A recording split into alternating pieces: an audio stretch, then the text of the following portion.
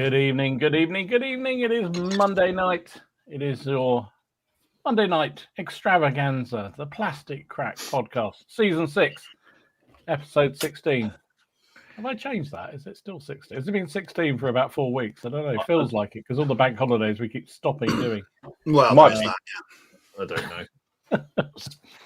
Tonight we are very pleased to have Paul Hicks, Sculpting Supremo, the man behind most of our collections, or another, certainly behind Martin's latest addiction. Most by purchasing, salute, yes. Welcome on tonight, Paul. Really pleased to have you again. Thank you for having me. Very welcome. Paul, is this your third or your second? It's your third appearance, isn't it? Third, yeah. I think it is my third. Yeah. Yeah. I think I did one with Andy, and I've done a solo as well. So, it might be my third. Cool. I think it is. Yeah. Let's get the important news of the day. Yeah. Ali wants to know, has Martin had a haircut? Yes. Okay. Yes. Martin got really angry doing whatever he was doing on Friday, and decided to go for a walk and walk past the barbers, and just went in and then came back with a haircut. I blamed it. I just thought it might make me feel better. So fair enough. Did you feel really weak? No, the archaeology was still there. It was still there. It's just I was less hot after digging. Bloody hell. Right, let's just say hello to a few folks in the chat. Remember, if you've got any questions for Paul, please fire away, and we'll start them. We'll get to them later on. We'll have a chat with him in a minute and talk about questions about rockets are going to be yellow carded on receipt. The more rocket questions, the better. Yeah, bring them on. Get them on. Yeah, that's it. That's the spirit. We've got Mike calling in from a grey and chilly Western Cape, South Africa. Ooh, it's not supposed to be chilly in South Africa. I know it's the winter there, or coming into the winter, but blimey. Paul's here from Mercia. What's the weather doing there?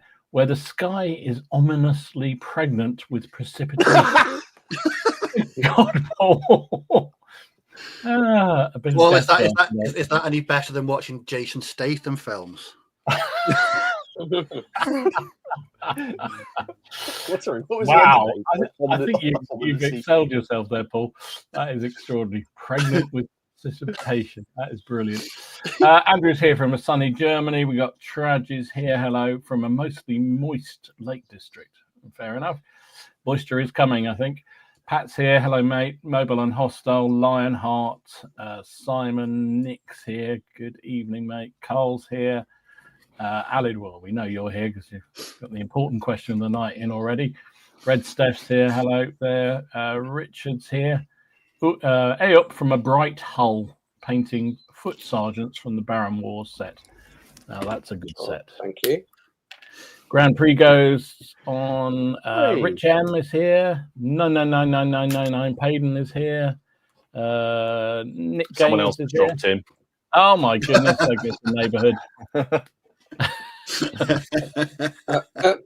Yes, I am. Yeah. Yes, sir. No, sir. Yes, sir. You can ban him if you like. We could put him on a watch list. Lazy Pirate Painting's here. David Benton's here. Martin's here. John Sowerby's here. Hello, mate. Little Legions. Good evening. Cobble Fortress. Steve Harbour. Double Dip. Hey. Multi Makes is here. Hello, James. Wargamer of Kent. Stoic Steve. Daniel. Joseph. Morton Skimp. Old School. I don't know what to say. Anyway, Old School's here. Nathan. Who else we got? Sam. Hello, good evening, mates. Mikey Blake is here. Good evening.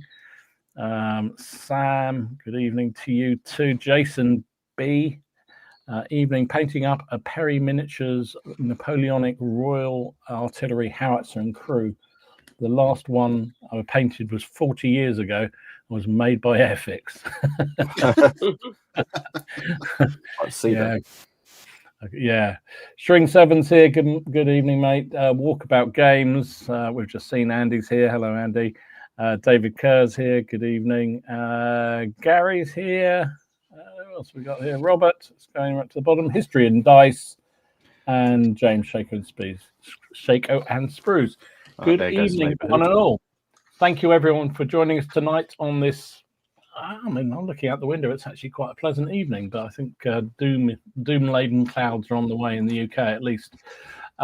Thanks to everybody watching on the catch-up, as always. Much appreciated.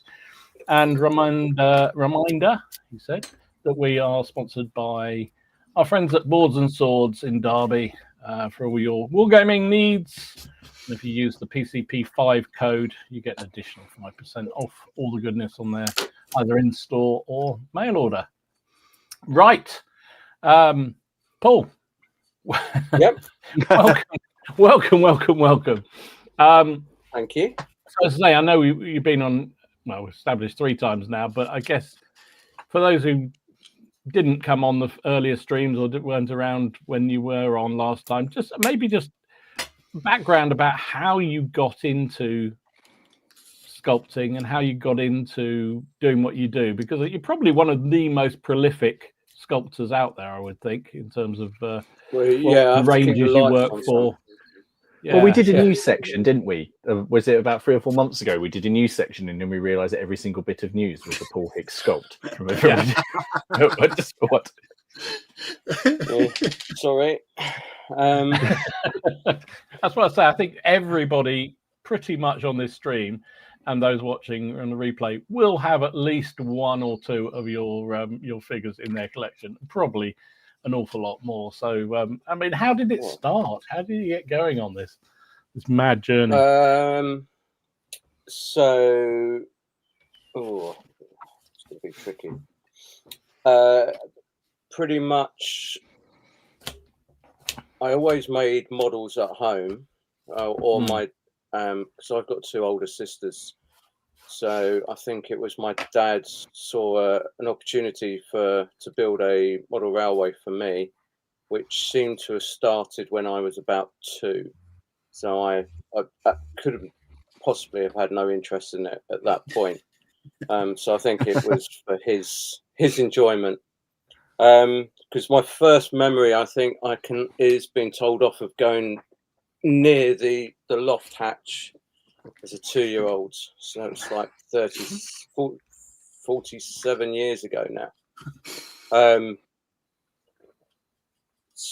And then my mum and my dad built that together. So there was always models in the house. My mum was pretty artistic and liked to dabble in stuff. And she saw that I was my sister, one of my sisters, my eldest sister Dawn, was pretty artistic as well. So she sort of pushed us in towards doing art. But I think Mum making me do this is a bit tricky. So Mum making me do art, I think, was more of a chance for her to watch the Sullivans in peace. The distraction technique, it always works with kids. Yeah, so it's a bit tricky because my mum only passed away last Saturday, so it's a bit raw at the moment. It's a bit raw. Yeah. So anyway, fast forwards, I got into making models, and then I always wanted to make models, or I never got satisfied with the models I had. So I then start tinkering with them, and I think the first sort of ones I wanted to make Second World War British Tamiya figures into First World War figures, and then I got hold of a couple of Osprey books when I was about 12. Used to cycle from Hanwell, which is in West London, to Kingston upon Thames, along the river to get to Beatty's, and then pick up an Osprey book when I could. Then I found Games Workshop because the Hammersmith store was near to where I went to school. A couple of train stops on the school, so I used to bunk onto the underground at Acton Town because there was normally no one at the ticket office at Ravenscourt Park.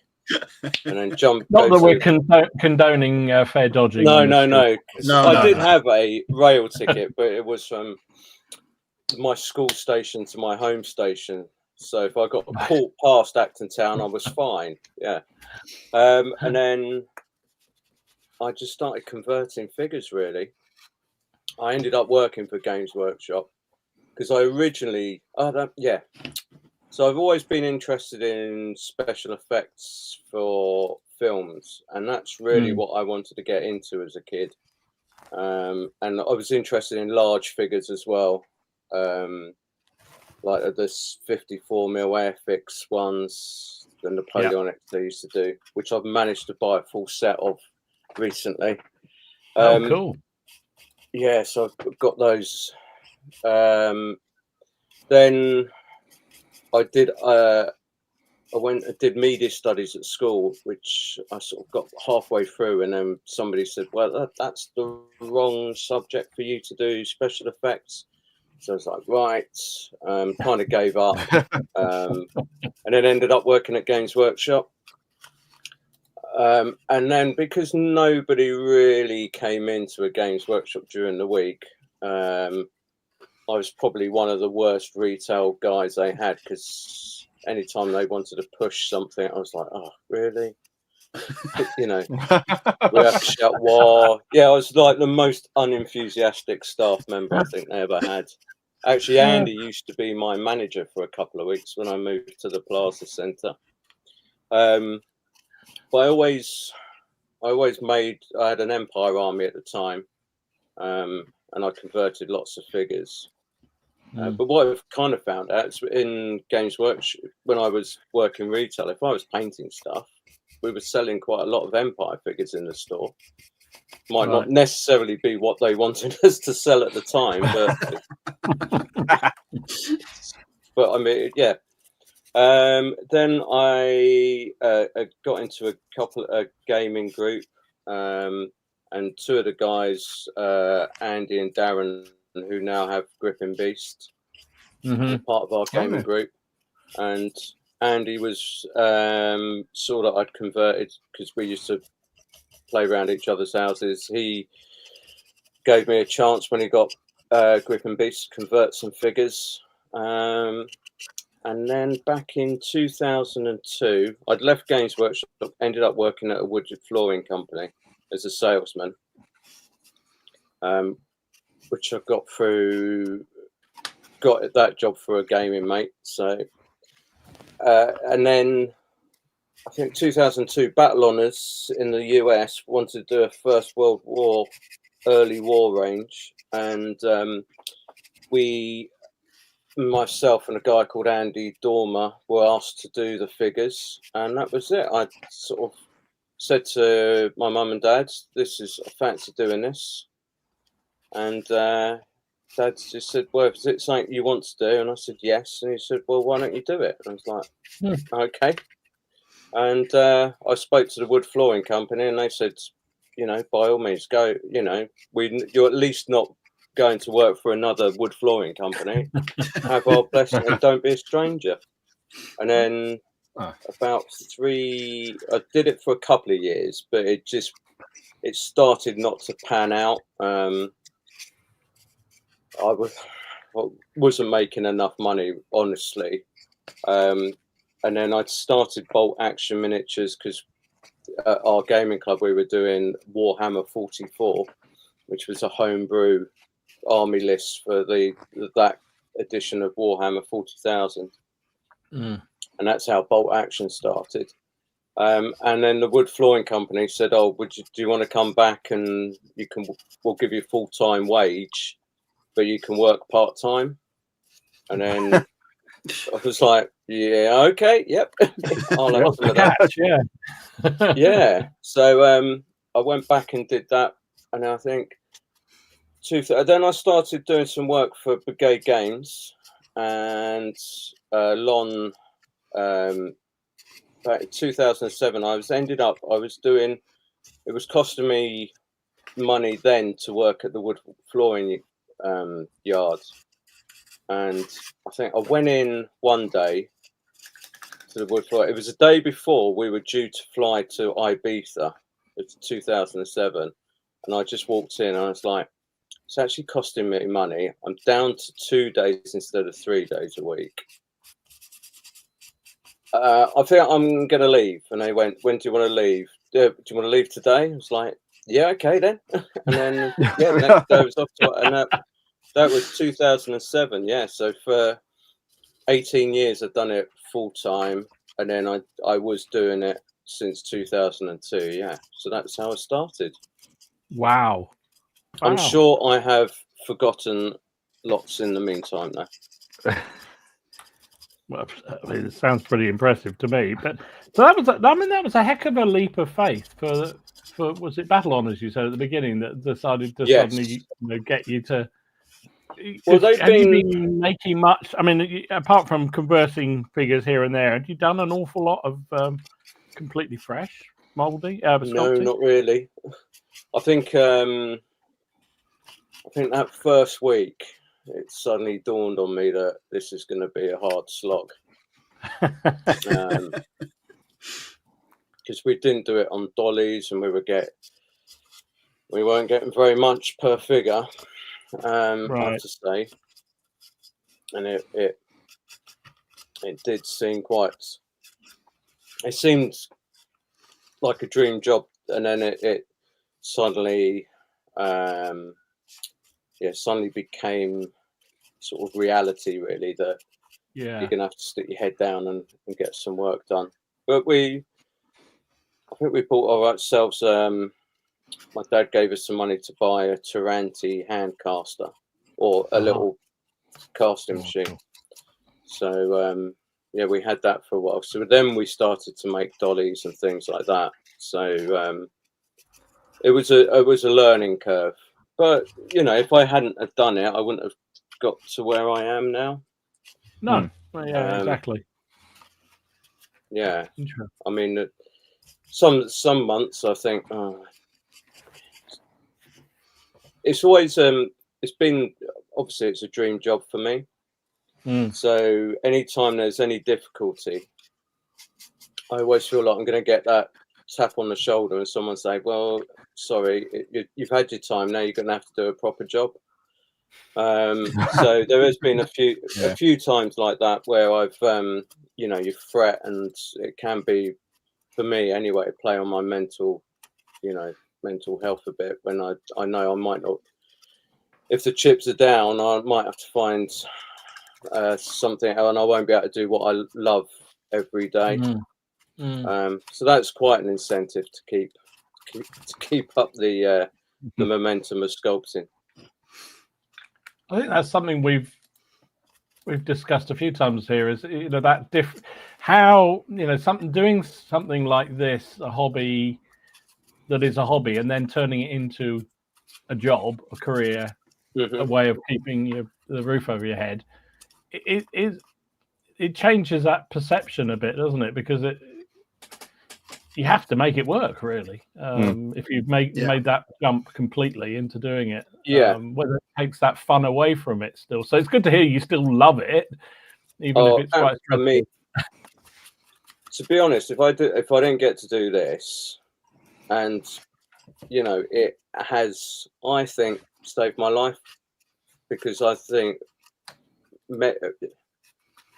I can focus all of my issues or troubles, or I have a lot of anxiety issues, and things can get on top of me, but I know if I can focus that all into sculpting, and I have something at the end of it, when people have come and say hello at shows and that's, I think, wow, because I'm locked in this in my little shed. It's amazing to to get that feedback directly from people, it's, you know, that's really fulfilling as well. Yeah, I must say, because I was going to say a salute, because obviously I saw you at the start and then I wandered off. But every time I come back, you looked like you were swamped like all day. Oh, yeah, it's the salute I love. Well, when we used to have Bolt Action, I used to love salute, and you don't really, and Adepticon as well. You know, when people come up to you and say, "Oh, thanks for making the figures," and you're like, "Well, no, thank you for thank you for buying them and keeping me in a job." It's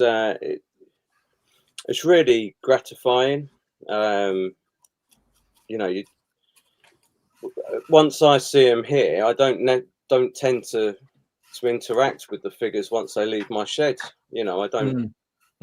But at Salute, it was lovely to be able to be on the footsore stand, being able to sell the Hobday and Hicks figures there, and, you know, more importantly, Andy, my halflings.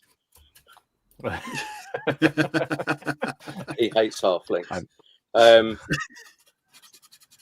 So it was lovely to be able to sort of interact one-to-one with people and see the figures in the flesh as well, you know. So that was great. Salute's a lovely day. because I guess, I mean, as you say, you're sitting there, you know, focused on a project, getting it done, dealing with the commission, and then moving on to the next thing. Yeah. You kind of feel it must be odd when you then do see the figures sitting on the table somewhere, or a picture of them being used in a game, or, as you say, people coming up. It must. I mean, obviously, that's ultimately what you're doing it for, is that people enjoy and paint and you know, use the figures. But it must still be a little bit odd to actually see that. Yeah, it's lovely. I do like to wander around the games to see if people are, you know, using the figures. Yeah. Because then it's, you know, you can engage by if there is any interest in them.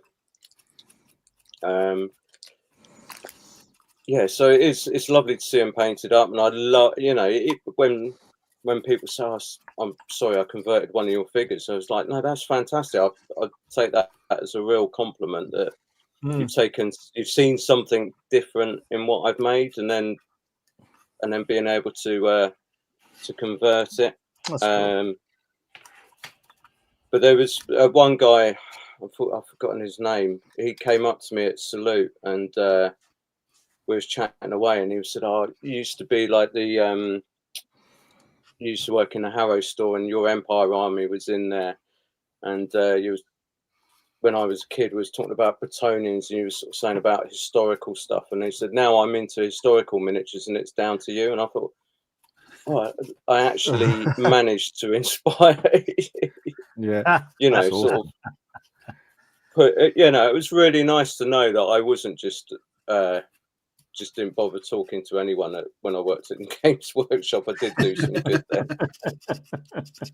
That is awesome. Yeah, because I mean, I joked about it earlier, but I think it's probably true to say your capacity and variety of what you do is amazing. I mean, you can be, well, you mentioned it just now, the halflings you've been doing, you've done a Second World War stuff, you've done all the stuff for Brigade Games, you've done so many periods. You know, how do you keep the motivation to do so much? And do you ever sort of think, oh God, I wish I focused down on just doing one thing? No, I definitely think variety is the spice of life. So I'm very fortunate. I get to do lots of different things. I don't. I mean, doing semi-nude figures is probably the only one I sort of steer away from. But that's more because I think I'd take a bit longer to do. So I always get infused by the next thing that I'm going to be working on. So that's all the Wargamers curse, though, isn't it? I think across, isn't it? Like like whether that's sculpting, painting, gaming, or if we're making videos. Dom is probably the best example of this. I'm going to just throw it back there. The next project, which is piling up behind him. As how long were you getting those? How long were the Ottomans the next project for? Yeah, I mean, a good couple of years. Yeah, but that is the fun, isn't it? As you say, it's that sort of that's what we all talk about this all the time, but we're as much collectors as we are gamers or painters or anything else. And it's interesting, though, from your point of view, to see that. Thank you, Robin. I think it's fascinating. So, how many? Do you know roughly how many sort of companies you're fairly actively working with at the moment? So there's Brigade, Empress, Footsaw, Still Fist, Antediluvian. So we're now getting to the ones that I sort of occasionally guest with, or Hayland Hobbies, or Hayland Terrain, or Haywood. There's a variety of others. I'm sure I've forgotten a few, but the Brigade, Empress, and Footsaw are the ones I'm mainly. Oh, obviously Hobday and Hicks. Obviously, Hobday. Yeah. Don't forget that one. Yeah. I was just waiting for Andy to chime in, and I was giving him an opportunity. But they're the companies I mostly produce figures for on a weekly and daily basis. Brilliant. I'm sure I've forgotten someone. Cool. I'm sure somebody pointed out. Those sounds like the ones I remember the most. As you say, it's amazing. You look at a range, and I do. I look at on their website or what have you, and then it's sculpted by Paul Hicks. Sculpted by Paul Hicks. Well, I've got a feeling that some of the first 28mm World War II stuff I ever bought was sculpted by Paul. Back in 2004, we know the original bolt action range. Oh yeah. I bought it was a late war British commando set, and there was a late war German set as well. And I think I mentioned it the first time you were on. I bought that in conjunction with the USSR rules, the ultra simple simple skirmish rules. Yes. Yeah. So that was sort of my first introduction to 28mm World War II gaming, and I'm pretty sure if I dig around the stash, I've still got those figures. I really think I have. So I'm gonna dig around. I think they're definitely dated, because I think at that time I used to make a face and I was like, I'm really happy with that, and I kept using it, keep it on a mold, so I didn't have to. Because every now and again, I'd sort of make 4 figures, and personal criticism. I would, I'd be happy with 3 of them, and then maybe one didn't come out the way I wanted it to. Yeah. Just like when you're painting, you might think, I'm not sure if I could. That one didn't just come out just as I'd hoped it would. But now I'm sort of.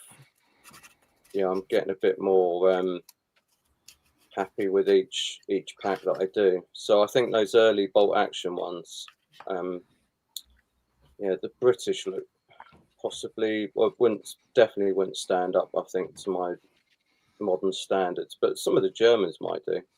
Yeah, I mean, from what I remember, I think I know where they are. I'll have to dig them out. I remember the Commando NCO had a cracking great moustache. He did, yes. I'm pretty sure they were all painted up. The German ones, I think I painted possibly half of them. When we only played that USSR sort of possibly 4 or 5 times, and to my eternal shame, with unpainted miniatures at the time, just so we could learn the rules. But I remember it being a really interesting sort of asymmetric style of gaming. That was again, I've got those rules somewhere. I can't find them anywhere, which is a shame, really.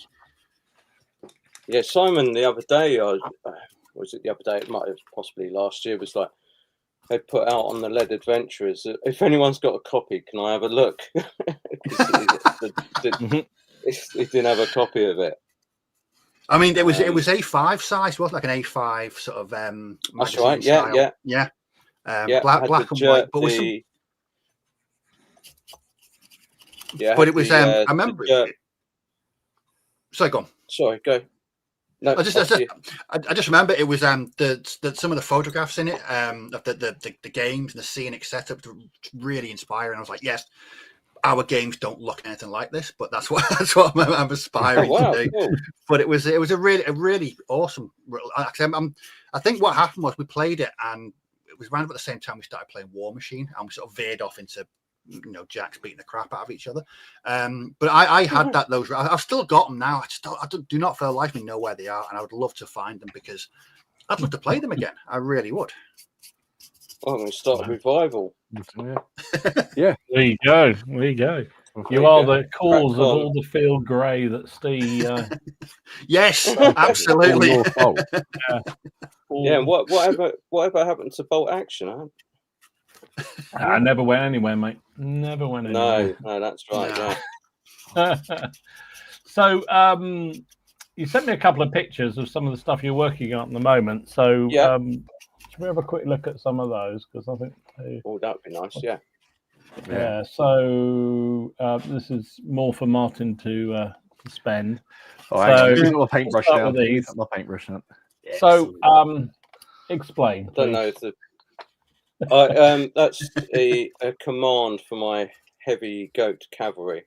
So originally the halfling range were a commission from Westphalia Miniatures quite a few years ago now, and I saw it as a love affair for the old Citadel Peri-Empire army. I'm not sure exactly if it was what Caveat Westphalia actually wanted, but he gave me the opportunity last year to buy the range. So I snapped that up and got busy sculpting some more pieces for it. So I thought that the Goat Cavalry have done pretty well, so I thought I'd better do a command for them. So that's what those guys are. I've got plans for mine. I've got plans for a big multi-base, arrowhead formation of goats. Oh, lovely!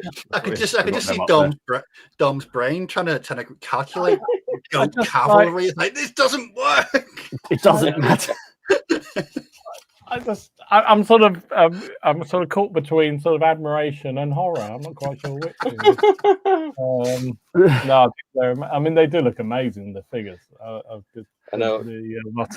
When Martin allowed me to see them before he brought salute. You mean when we're in the bar? You mean right? Yeah, in the bar. Yeah. It's because the only one I shot. One I was pimping is the Matthew Hopkins Witchfinder halfling, which I just love, and he's fantastic, and I got big plans for my little Matthew Hopkins. Oh, Steve! Whoa! God. Oh dear! I've heard Ian Armstrong, who does most of the hardware for Empress Miniatures, has made me a cannon, and I've got a barrel for it to be a mortar and a volley gun as well. So those will be out. Excellent. No rocket crew yet. That's what everyone was waiting for. Do you know what? Right, that rocket is right down here, and it hasn't moved in it's 12 months or however long it's been since I painted it. It's in this. It's here in this box here, and that's where it stayed. It hasn't even graced a table since I made it. Actually, for 4 weeks it lived up there because I didn't want to touch it because I was scared it was going to fall apart. Oh, brilliant. And also, no, not that one. And this is a boomstick. It's a big old. Yeah, that's going to be a cannon for the halflings. So I'll I'm going to do some more handgunners and some more bowmen. What else have I done? Yeah, so I've done some more spear and another command as well, foot command. Unbelievable. I can hear Andy seething. From here. Yeah. Well, yes. Well, tough, really. I mean, they do look amazing, I have to say. Thank you. And what about you also sent me some of the, I presume these are the Arnhem figures as well. So, yeah. So this is the German. This is the nice.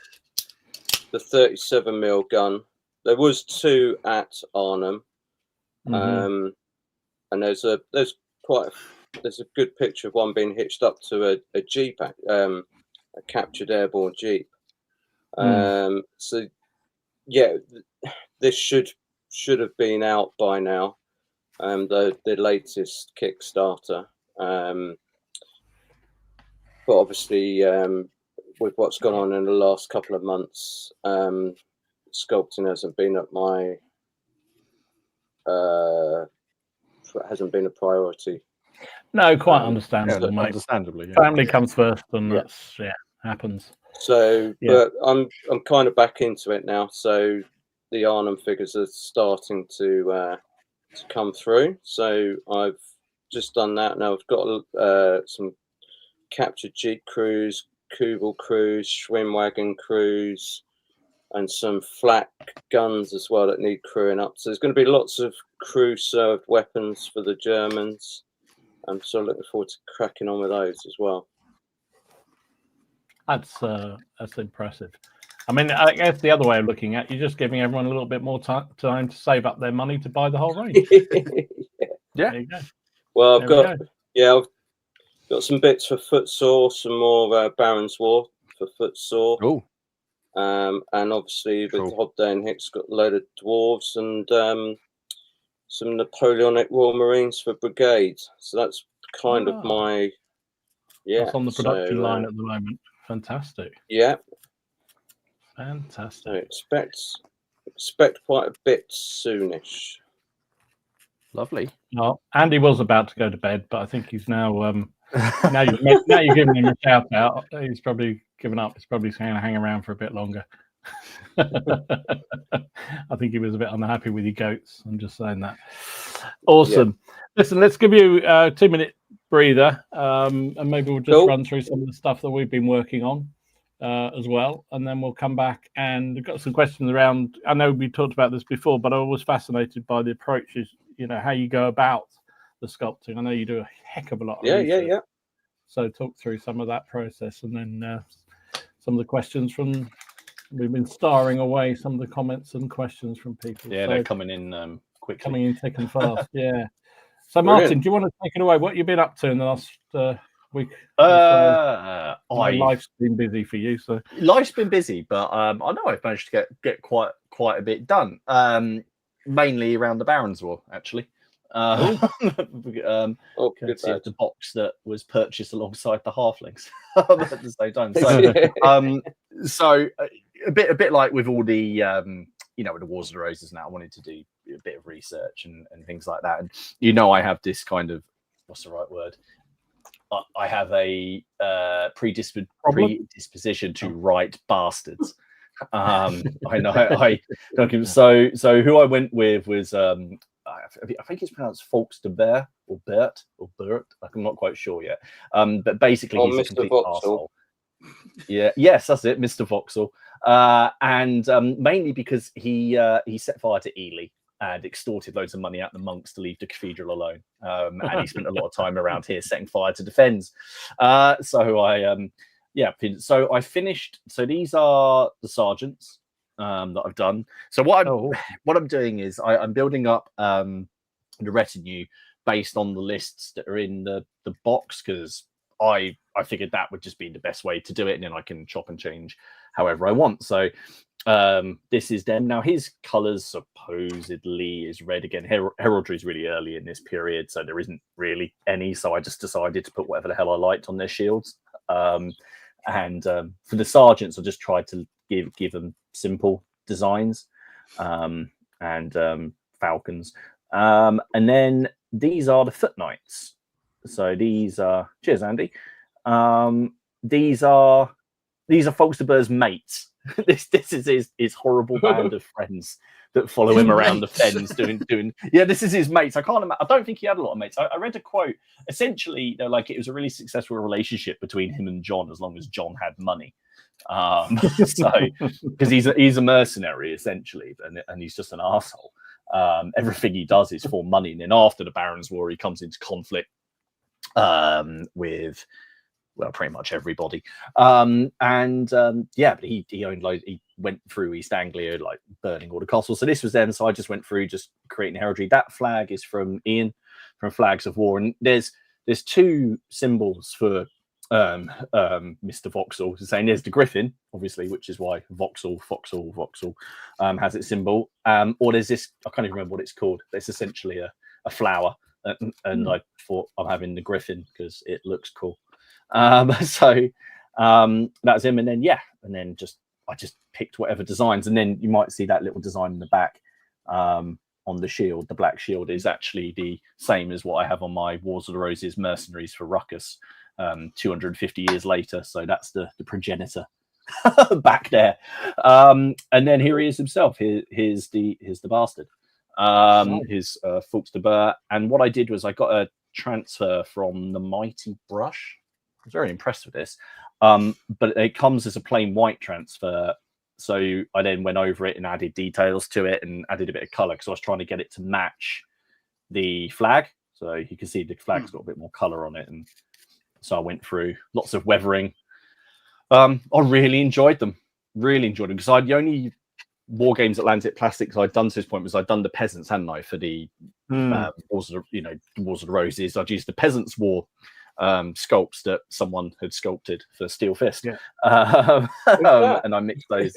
Yeah, I know. Together, yeah. We should get them on and mix them in. So these were really nice. I'm actually in a minute. I'm painting the barricades at the moment, and I finished today. I'm the longbowmen are just drying, so I've just got one little unit left to do, and then probably have our first game because Robin's way ahead of me, because Robin I think backed every Barons War Kickstarter and has every a bit like you, Dom, has every single metal, so he's got everything. So I'm working my way through, but I'm going to paint the other half of the box up as a I don't know, I might do Mount because I went there at the weekend to Mount Fitchett, so I might or Montfichet, I might paint up as him because he actually died quite old.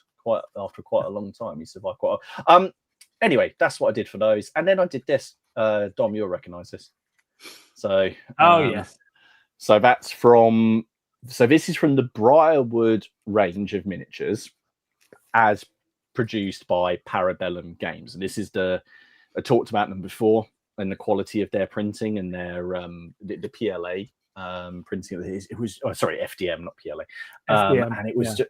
And it's just amazing that the quality of their stuff. So this is, and I love this one because it's a shop, and it's really hard to find shops. So yeah, I went for it. I used Alex, Mr. Storm of Steel. I used his effect of using wood filler to create the mortar, but I also spread it on the render as well to add a little bit more texture. And we find, because Dom, you've bought some of these, haven't you? I have. We finally sussed out because it's meant to be Brie, isn't it? It's meant to be the buildings in Brie. Yeah. So from the Lord of the Rings. So I've got that one. I'm working on the forge at the moment, and then I've just undercoated today another one of their houses. Yeah. So they are very cool. So yeah, it's been a nice week actually, to be honest, to get back doing some painting. But yeah, my stuff at the minute is firmly in the 13th century and doing lots of stuff like that. So there we go. That's my week. Awesome. Those buildings are superb. They are really cool, aren't they? I'm just not quite sure how to function. I'm going to have to Yeah, but they are brilliant. Really nice. Fantastic. What about you, Steve? What have you been up to, mate? I saw weirdness on the Facebook page. More scenery. I'm going to stop. I'm almost at the end. I've got a few things to do. I'm currently tonight. I'm basing and painting some trees. Because I've had these trees. If Steve's still in the chat, Steve, I picked these up from Model Zone in Chester in 2007. A great big whacking bag for 12 quid. Not the best, but I've been meaning to base them up for the past 18 years, and I just got around to it now. So, whacking bag of trees. These things can wait. I've been working on my Rogue Warriors near modern setup. So the other week I bought those two vans. And I weathered them up. I thought, you know what? It's a factory compound. You've been back to Toys R Us again. I've been back on Amazon. And I bought this. So this is a yes. God, it's like being at work. So it was on sale, and I thought, you know what? It was 150 scale, so I was a bit concerned it might be a bit too big, but I thought, bugger it, I'll do it anyway. And so I weathered it up to make it look a bit more realistic, and that's how it looks now. Right. Has that been on the group? Did you post that? Yes. Yeah. I think I might have thought it was yours. That actually looks more like what we're supplied with on a genuinely. Oh, we can give you a digger. Yeah, it works really well. Well, you get one that looks like that. So I just literally all I did was I chipped all the green paint off it to make it look a bit battered. Painted any of the lime green stuff that was just hideous looking. Really cool. Yeah, but at the same time I started to blow balls seems to. And there was some awful plastic bits that was really, really crap. So I ripped them off as well. And I just went at it with weathering pigments mixed with airbrush thinner. And it ended up looking like that. And that literally took about 2 hours to do that. So I was really, really chuffed. And I also did some photographs. Remember I was talking about the scatter that I picked up from war bases? Mm-hmm. Yeah. So this is one lot. This is the like cable holders. I really like those.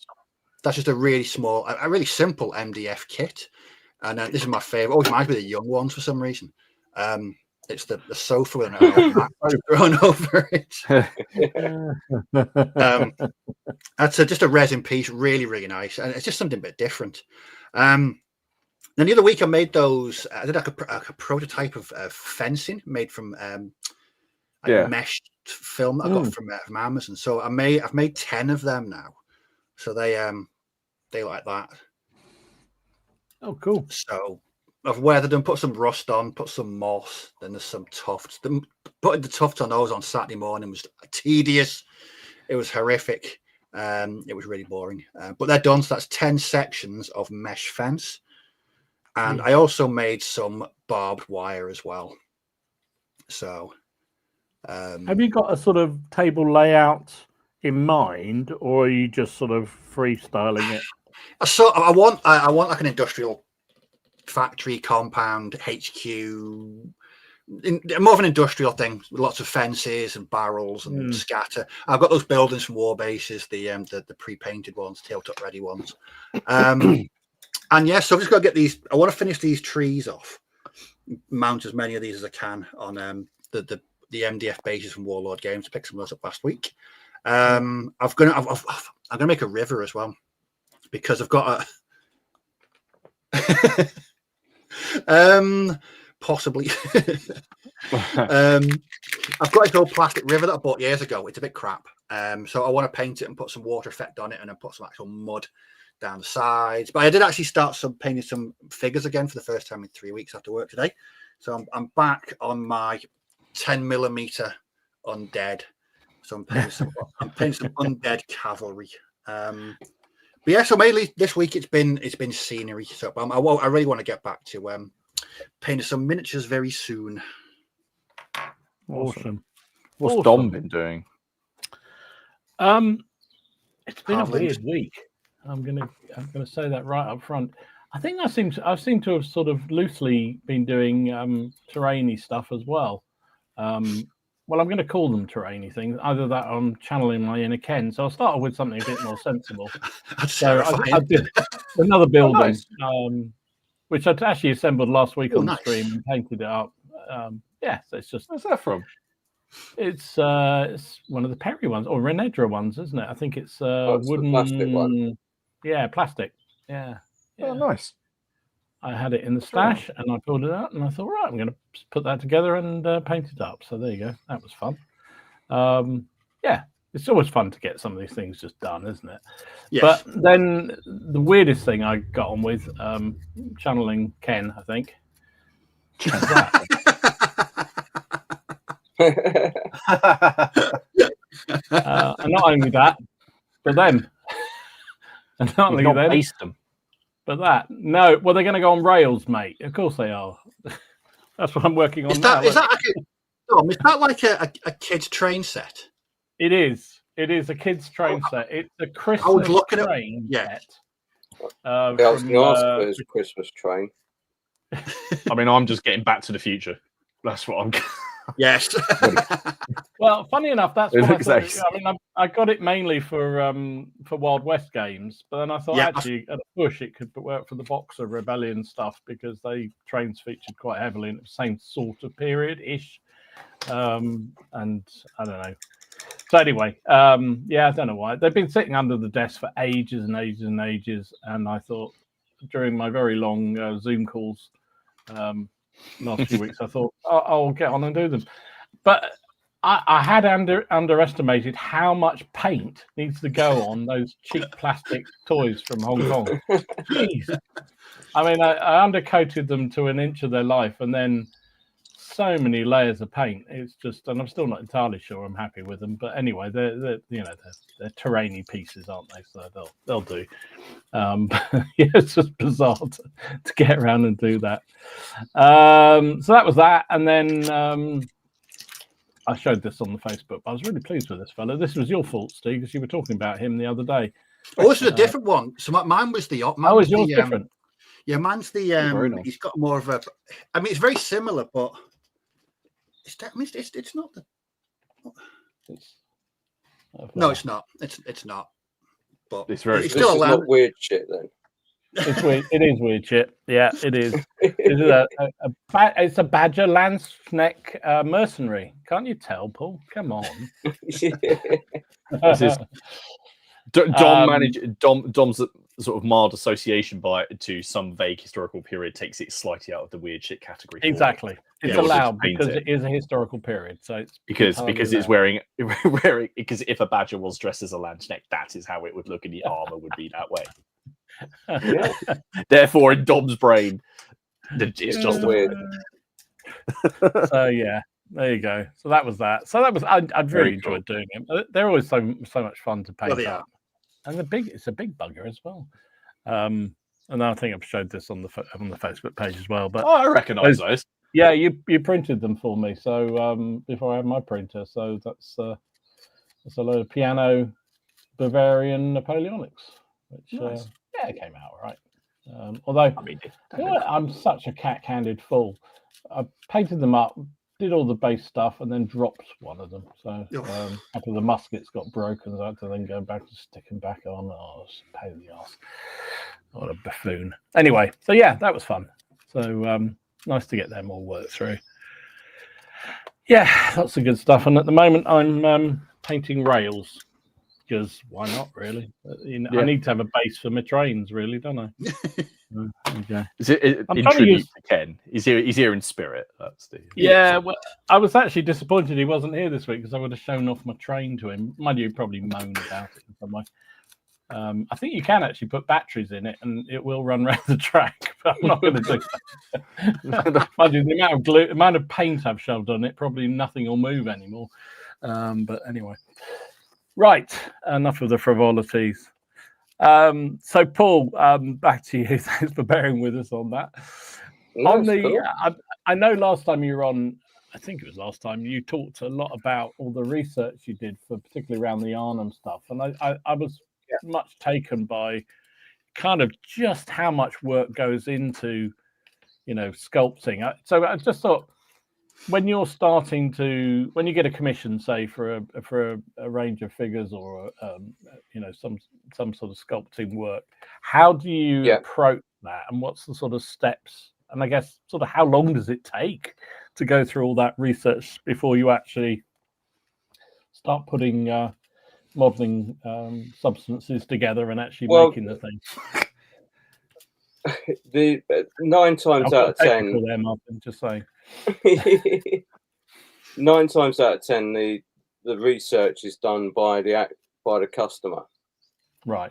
And they'll tell me exactly what they want, and then I have a brief to work from. I'm very lucky to have an extensive Osprey library to hand, so that's really helpful. Things like for the Arnhem, we got quite a few books that are just, one's called Camp Realm Arnhem, which is basically the 2 German photographers that took reels of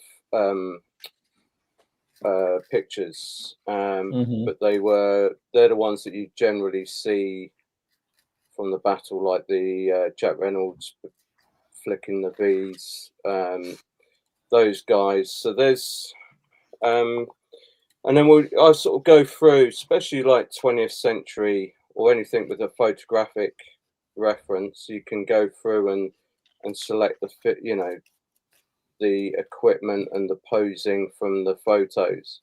We did that the same with the Vietnam range. Used the Ken Burns documentary on the Vietnam War quite heavily. There was lots of stopping that, taking photographs off the screen and going, that's going to be a great figure. So there's a lot of immersing myself into documentaries or films of the period, try and get the feel, sort of immerse myself into as much of it as possible. But with the research, a lot of it is done by the customer themselves, and they'll come to me with what they want, which is very helpful.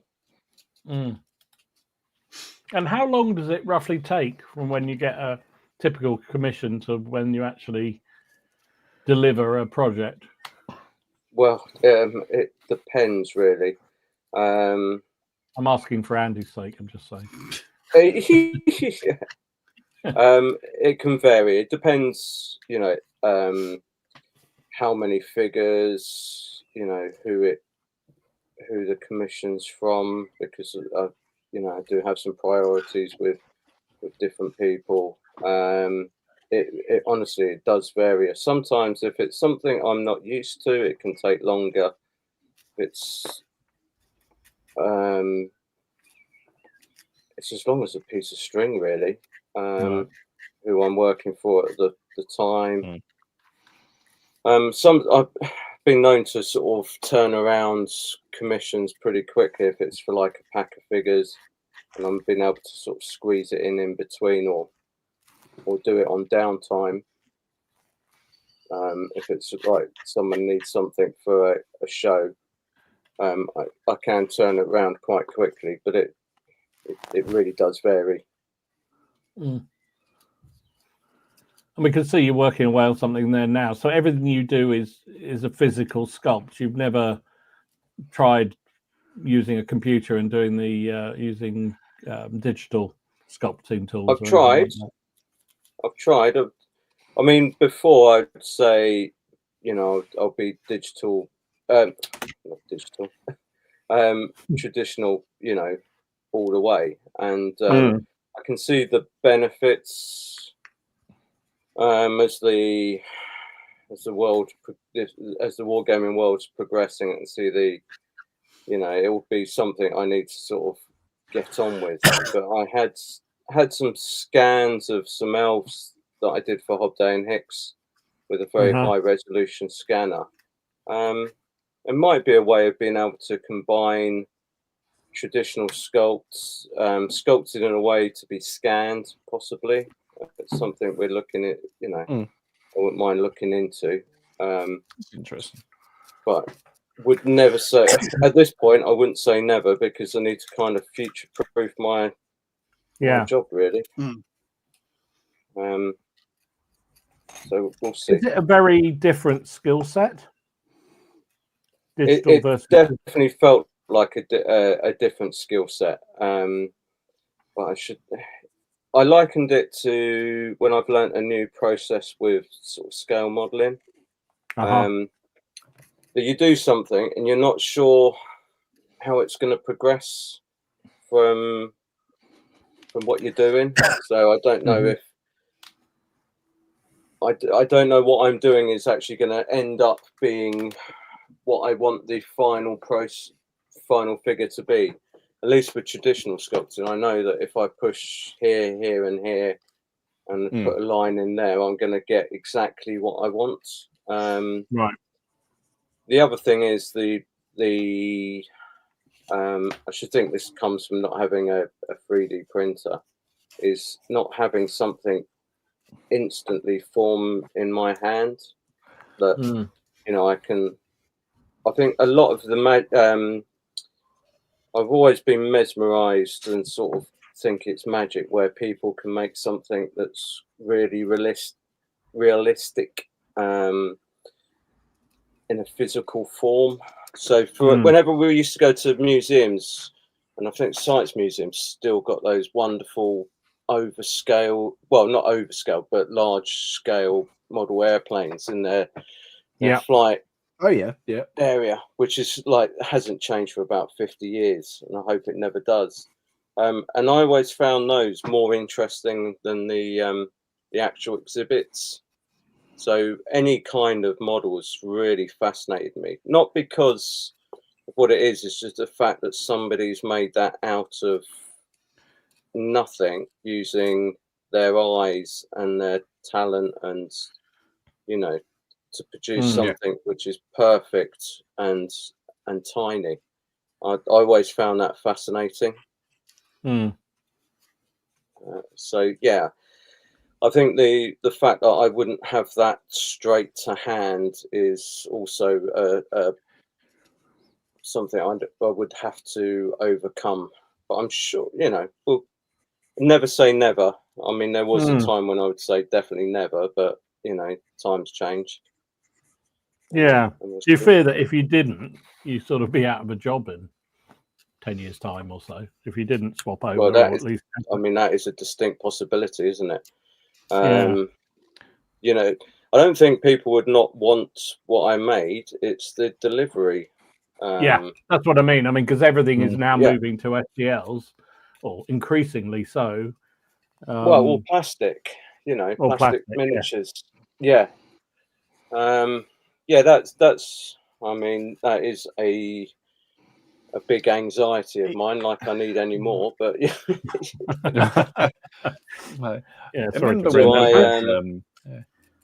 for that. Yeah, cheers. We're here to help. Yeah, great. Yeah.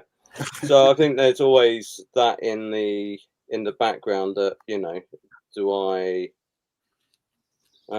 Let's be frank. I haven't doing this, so you don't really get to save too much. There would be a need to sort of future-proof, and maybe that's one way of doing it. I mean, we've talked about it quite a lot, haven't we? Really, about the if you like, the digital versus physical, and then metal versus plastic. And the one thing that we see in the community when we do our silly little survey and things like that is that predominantly, I mean, people obviously like plastic because they like the how available the stuff is, what the cost of it, obviously, and then obviously for people who like kit bashing and converting is easier. But metal is still, and then Dom, you always prefer metal, don't you? Oh, like, always. Always. Yeah. Prefer. No, I just feel. I was talking about this down the club the other night. It's like you still feel that heft and that feel of a unit of figures, and it just, I don't know. But then I'm a bit old school like that, so. But I also like the feel. I think in some ways I think resin and plastic has come a long way, but I still think a beautifully designed and sculpted metal is still better in terms of the design myself. But well, so Dom, a 19 individual piece figure doesn't really appeal to you then? Funny enough, Steve, no, it doesn't. I nearly sent my 3D printer back when I realised that half the SDLs I had were multi-part. Yeah, exactly. So you have to. So not only do you have to, you have to use super glue on it, bloody stuff. But this is the best bit for him. He'll have to print. He'll have to do some supports for each individual separate piece as well. So no, I'm using pre-supported, mate. If it doesn't work, it's not going on the model. That's all. The way it's going. It's. I mean, I've seen a lot of it in sort of the scale model world, where people are, there's a lot less scratch building, I think, now. Where people are making items for digital items, and then having those 3D printers. Some of them are amazing, but then you get. I always find it amusing when you would see people on YouTube and they've got like, I've got this 3D sculpt or piece, and I don't need to build it.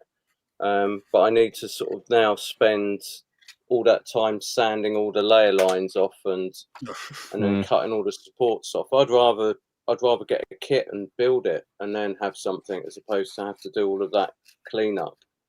But that, obviously that's my take on it. Yeah, no, I mean, I think it's like everything in life. Where someone says this is easy and makes everything simpler, probably a good idea to not believe them straight out the back. Oh yeah, it never is quite as simple as that. Whatever you do. And in terms of, I've already seen lots of questions, and I know we talked about this before, but you really focus on 28mm. That's your area. In terms of doing other scales, what, like 6mm or something like that? Well, 15mm. Let's not leap all the way to 6mm, but if you went to sort of 15mm, for instance, would that be a massive change in terms of what you? So if you're doing digital, you can scale it up and down, so it becomes a lot easier, right? But when you're doing with a dolly and sculpting by hand, it must be a whole different kettle of fish. It's not as simple as just being able to convert it to a 15mm model, is it? No, I've done some 20mm stuff before and quite enjoyed it. I mean, having the Optivisor helps. That's definitely a game changer I found over the last few years. Can I just say I can't paint without mine anymore? I don't know how I live without it. I kind of was like, I'm never going to use any kind of magnifier, it's not true sculpting. And then I used it and then looked at what I was doing and I was thinking, oh God, that doesn't look particularly good. So, I did. Now it's a godsend, absolute godsend. But I think I've done small characters on a bigger character, like tops of or altar pieces, and quite enjoyed them actually. Oh, I've done funny enough, saw them at Partisan, Forged in Battle, which were 15mm. I did quite a lot of stuff. Second World War, and some ancients as well. That was quite fun. I think the fun in that was produce it, trying to get it as small as possible, and getting real enjoyment out of how small I could make things. So that was really enjoyable. I'm not sure about for a full, then moving over to a different scale altogether. It's just because the majority of my work is 28mm, and I don't need to look anywhere else, to be honest. No. And in terms of metal versus plastic, what's for those who don't understand the whole process? Why is it, that, and how easy is it transfer basically between plastic and metal? And if you sculpt with a metal design in mind, how does that change if it was to become a plastic one?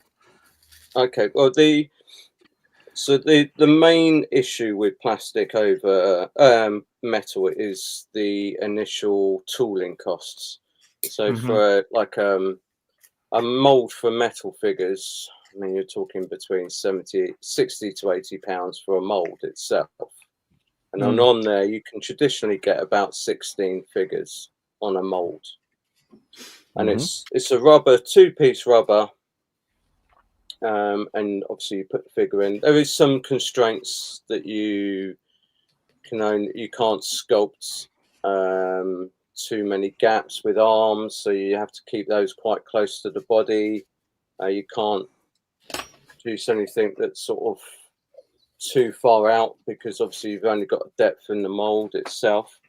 But when you open a mold, it's quite easy. It comes apart, it bends, so you can get a lot of detail and some undercuts and around the figure. With a plastic mold, you're talking for an aluminium mold, maybe, well, I'm not sure, but it's a fraction of a steel mold, which you're talking tens of thousands of pounds. And those are 2 blocks of steel that go together, and then obviously the plastic is injected into it.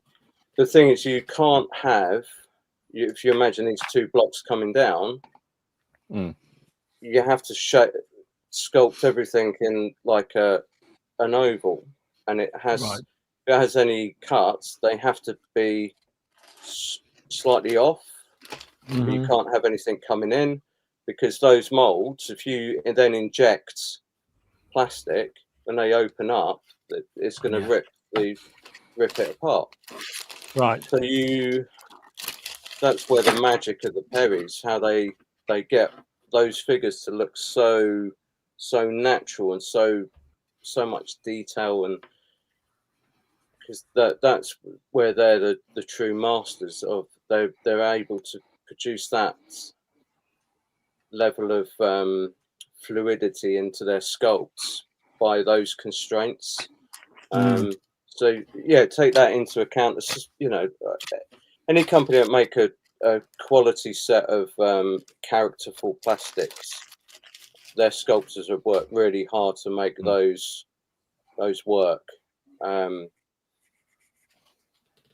to the constraints of the mold process. But then,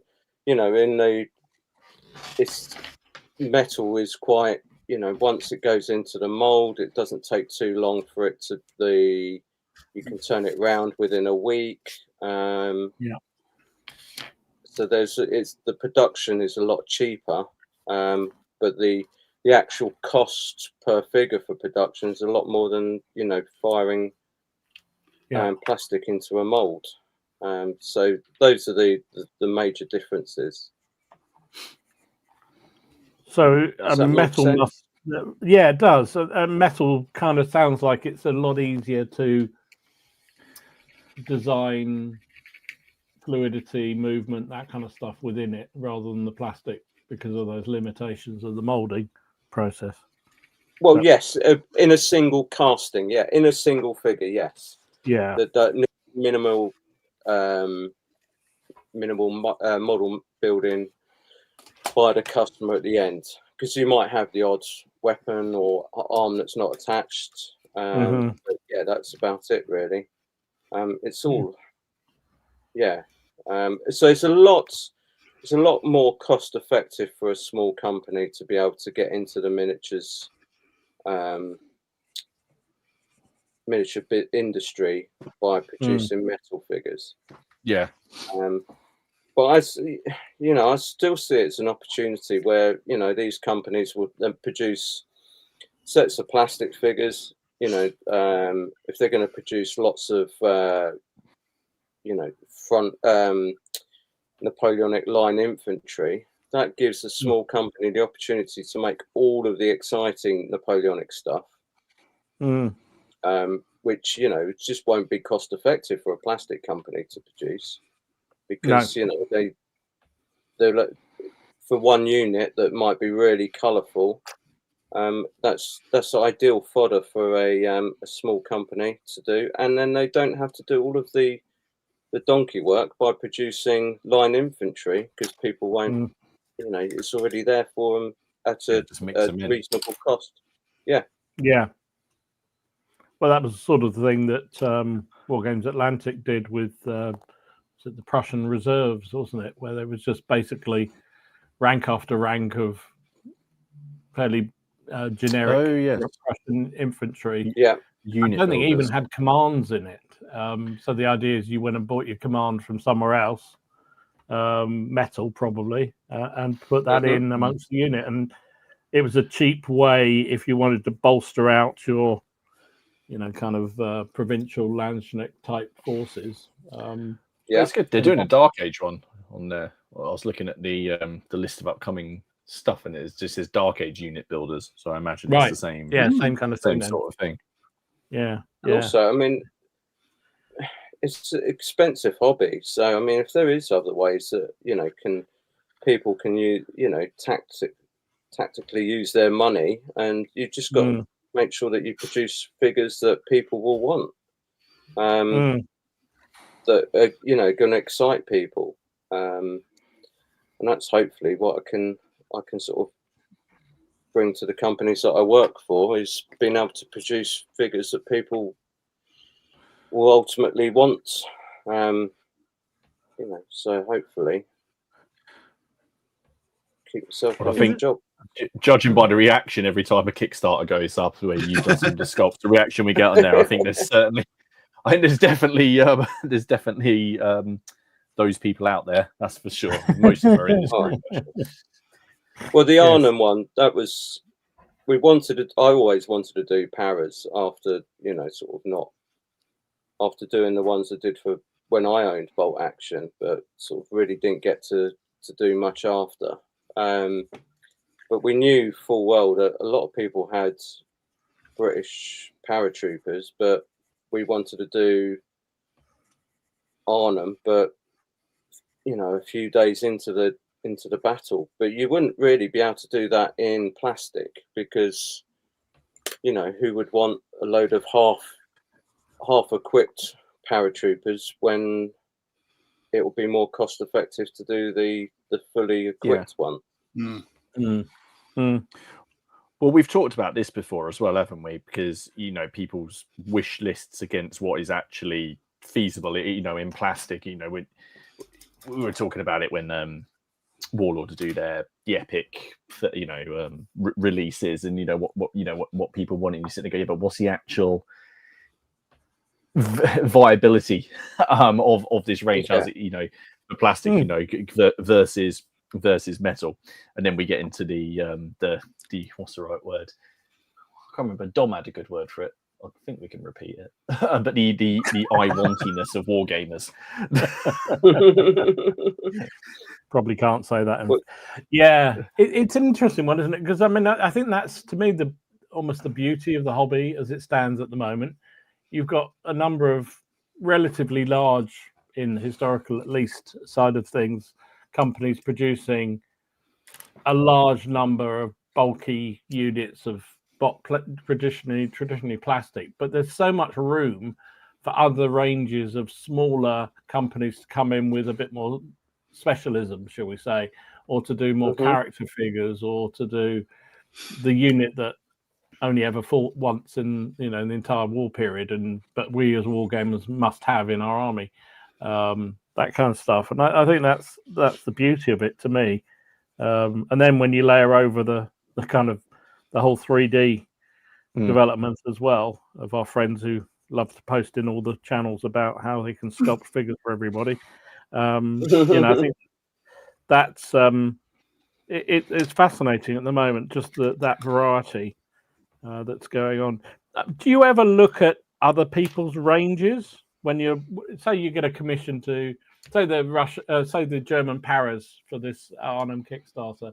Have you ever thought about looking other people, what they've done, and sort of either deliberately done something different, or you always have a very clear, I mean, obviously Arnhem's a bit difficult because you very, very clearly had an objective what you wanted them to look like, but do you ever look at other people's ranges and think, I want to do mine differently? I'm quite, I love looking at miniatures anyway, so I kind of know what I'll always look up on news and always look to see what's new out anyway. So I have kind of a good idea. I've not really had a photographic memory for many things, but miniatures and it seems to be one of the only ones. So I can pick out things from quite a few years ago and know what style. But it's ultimately, because I don't really produce figures for myself. I mean, it's only just now since the Soul Bolt action that with Hobday and Hicks that I've had a range that's my own or our own. It's not mine, it's mine and Andy's. So it's normally led by the customer. So I won't generally look at it. It's what the customer wants, really. It's not having to. And the Arnhem stuff was purely led by the books themselves. I mean, I did have a look at some scale models as well, but primarily it was period photos because it's so easy then, because it's there. You don't have to. I mean, it sounds lazy, but you don't really have to think too much about it. Yeah. It's there. No. You know, you don't have to. Yeah. And so also, then it's easier to do historical stuff or the sort of weird shit like your Goat Riders, because you've got to create that from nothing, presumably. Well, again, the Goat Riders, that was, I mean, it was all down to Caveat Westphalia. He said, that's what I want. I want some goats with plate armor on. And he already had the goat. The goats were sculpted by Michael Anderson of North Star fame. So I just got to put the armor on, which is all, you know, Landsknecht armor. So right, again, it's so you could get the inspiration from there. Yeah. And for the Hobday and Hicks stuff, because we wanted something which was very grounded in reality.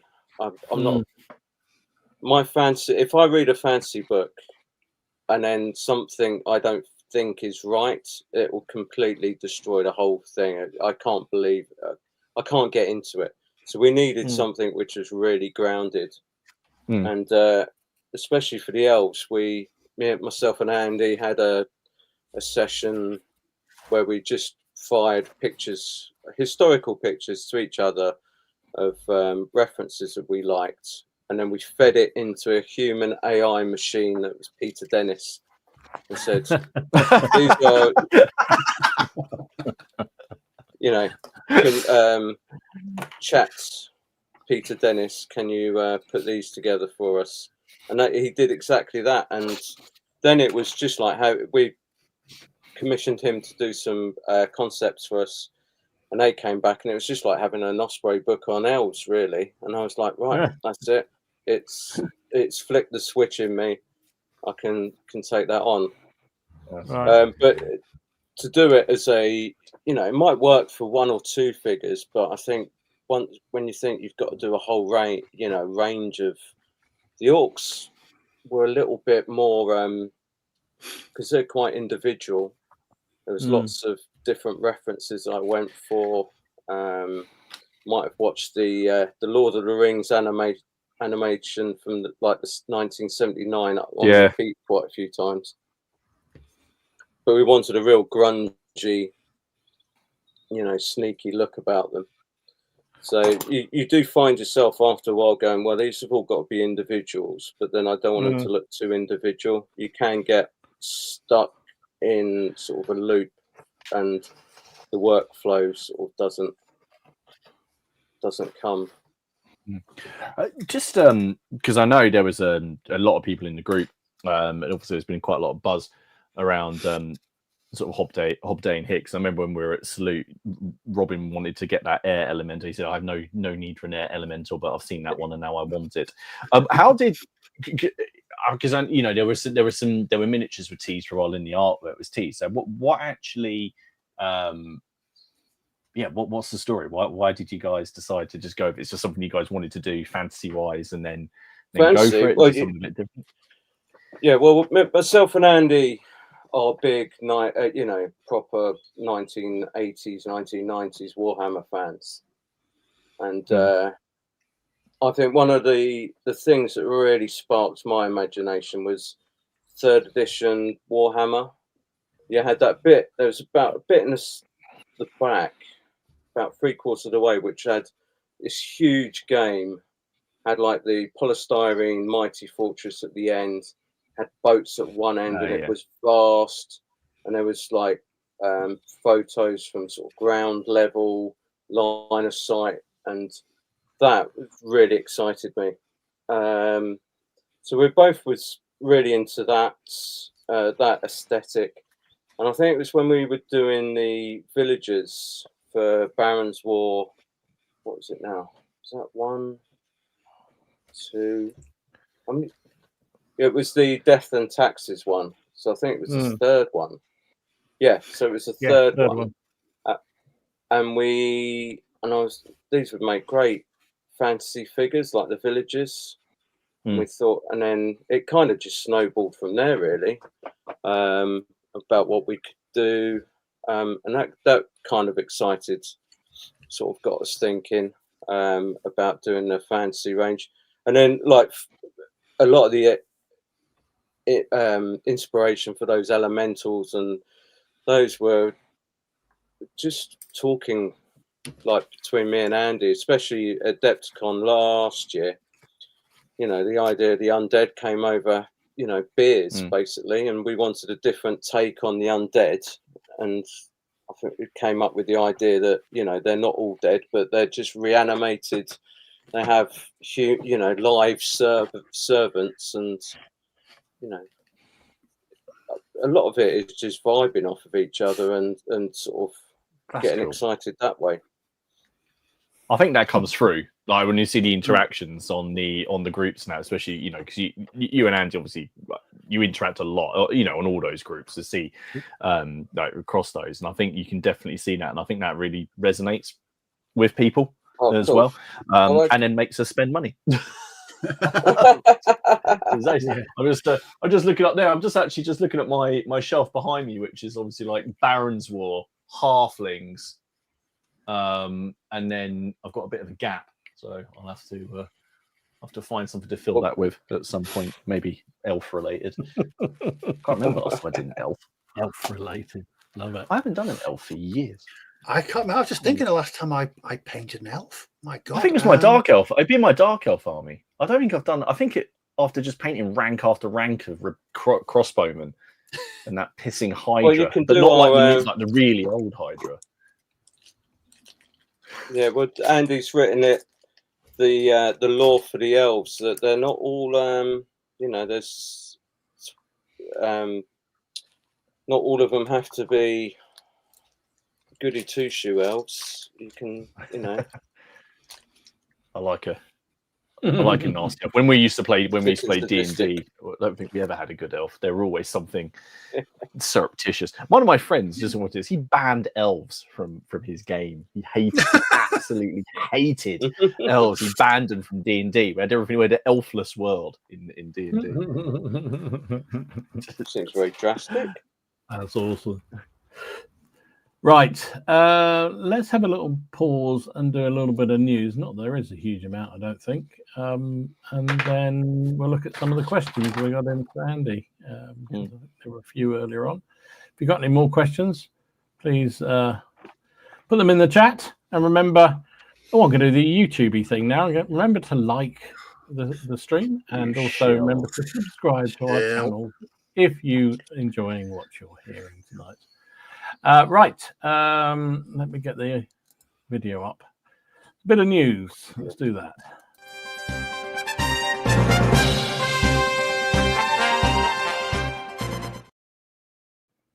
What you got, Martin? Well, my news, the only news I particularly care about, is that tomorrow the CrackCon tickets are on sale. Oh yes. I won't blow everybody's eardrums out like I did last week and play that video again. But they are Don, what time are they available? 6 o'clock UK time tomorrow. On Eventbrite, there is a link in the group. I'm sure Dom will put one in the comments. I've set one up to go live tomorrow, but if anybody wants it, then where is it there? See if this works. There you go. You won't be able to buy it before then, but there you go. No, might be worth. I don't know if can we put it in the description in case we've got anyone on the playback? Yes, I can do that. I'll put it. Maybe I'll do it as a pinned comment. I forget we can do that. I always forget. Yeah, Rumor has it Mick Jagger will be looking on very jealously. 6 p.m. guys. 6 p.m. 6 p.m. 1800. 1800 James. So after I've spoken to everybody now, I believe. If I haven't spoken to you and you're expecting me to speak to you, please can you get in touch? Because I'll blame.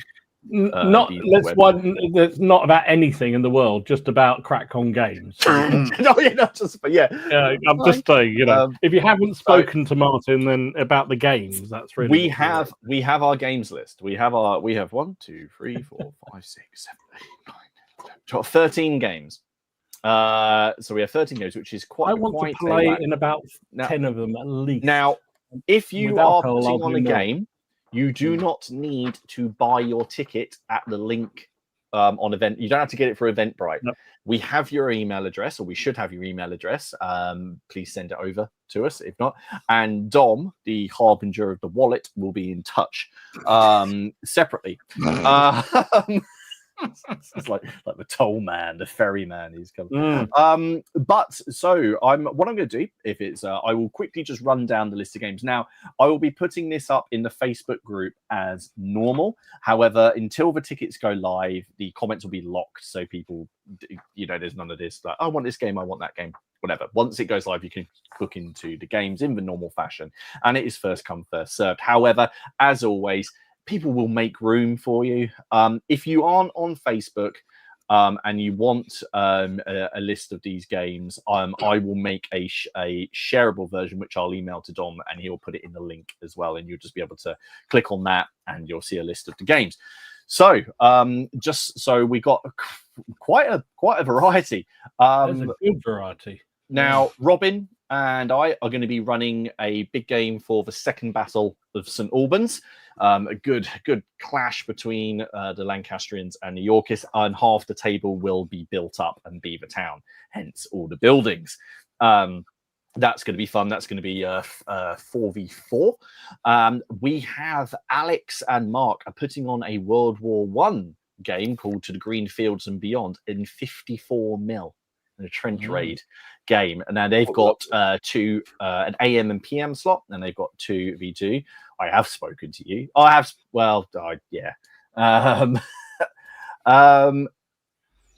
thrown me off.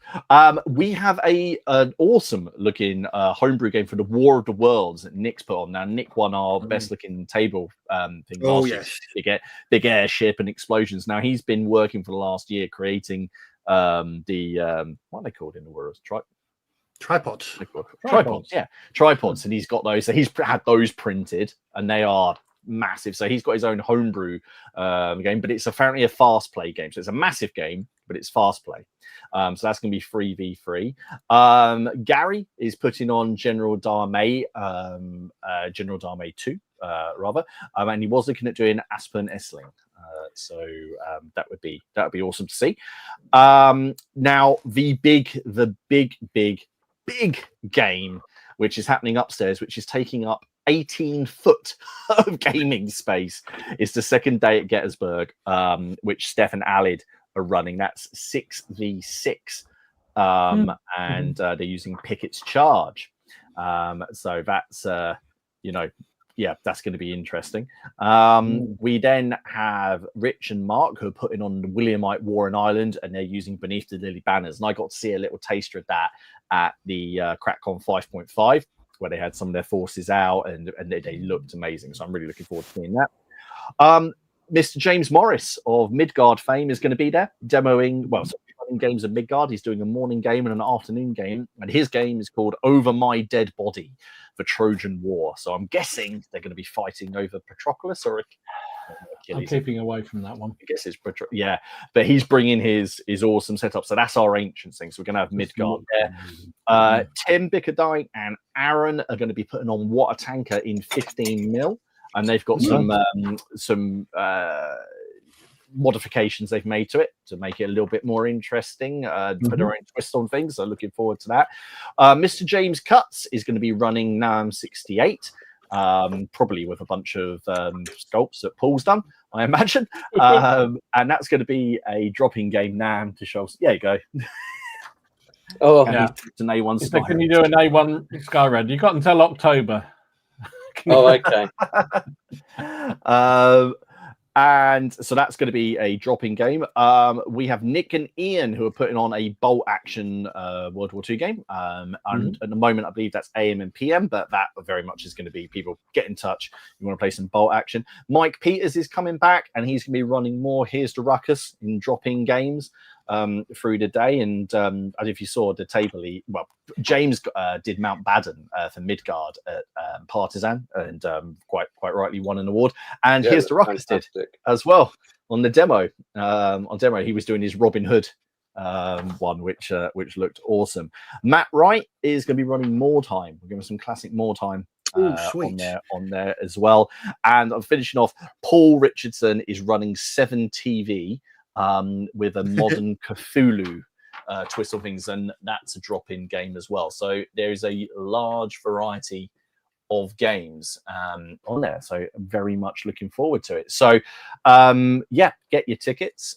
If you're running a game or helping run a game, you need to send us your email address. Don't go and buy your ticket through the link, and then once we've done all that, the other enforcer known as Haley will be in touch at some point when she has the spreadsheet of doom to get everybody's pizza orders and names and addresses and I don't know, retinal scans, fingerprints, all that kind of stuff, passport numbers, whatever it is that she needs. So it's we can't wait, and it's good. We've been very organised this year. Even have a table plan already. So there we go. Very well done. That's it. It's probably our biggest variety of games, I'd say, this time. Oh, yeah. I'd say it's the largest spanning. The only bit of news that I actually care about, I'm not going to bother saying over to you, was I saw that Lucid Eye are doing this. They're producing models for the Epic of Gilgamesh. So they put these greens up, which I thought were quite cool. Cool. I thought they were awesome. And so that was it. That was my contribution to the news. Lots of stuff about games and crack on and not much else. Yeah, that's what matters, isn't it? Let's be honest. Well, I mean, I didn't see a huge amount out there, to be absolutely honest. There was because everyone was waiting for crack on. That's it. There's a new American truck for bolt action from Warlord Games. This is a Studebaker US 6 truck. Which is I think it's an assembly. It's a plastic kit. There you go. 22 of your Earth pounds for that little fella. It's a weird looking truck. Anyway, whatever. I'm not an expert on trucks, particularly American ones. So that's on pre-order, I think. Also, I noticed First Core got some new 3D printed American Civil War, or I suppose it could be American War of Independence building. So there's that one, and also the one that seems to get featured on everything, which is the covered bridge. I forget what they're called now, but you see them in all the movies. So every time I see that, all I think about is Sleepy Hollow, where the guy gets cut in. Oh yeah.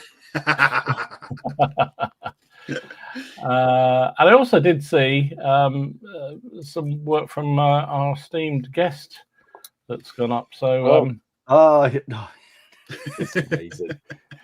So, I love some the of pipe, the aforementioned halflings, I believe. A woodcut, the pipe I saw on Pinterest. That is Cracking. And also those fellows there. So yeah. Oh, nice.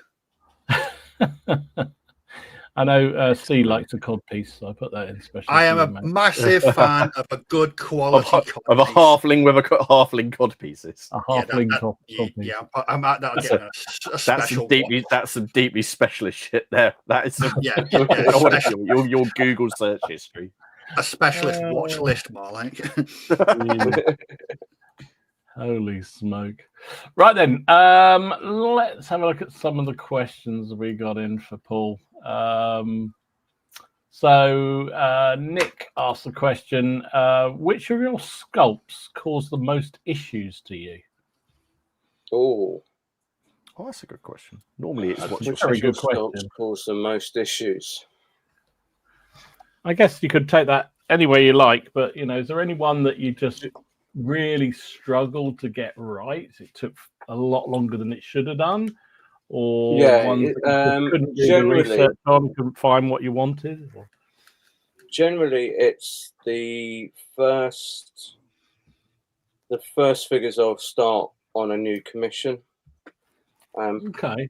Because if I might be doing Napoleonics one week, and then that'll finish, and then I'll have to do sort of Dark Age or Baron's War. They're the ones that won't. Sometimes I could be working all week, and then it just doesn't feel like I've actually sculpted anything, but I've been working solidly, and that's when they do.